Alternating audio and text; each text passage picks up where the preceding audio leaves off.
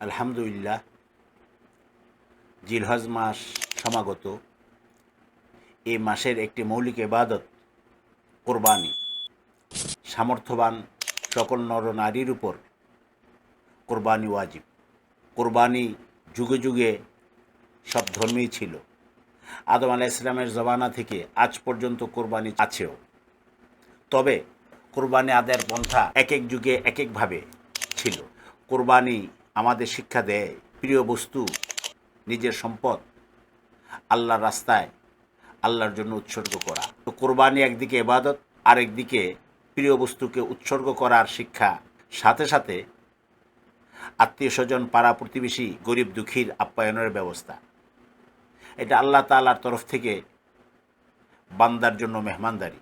একমাত্র আল্লাহর জন্যই দেব। কোরবানি একমাত্র আল্লাহর জন্যই হতে হবে।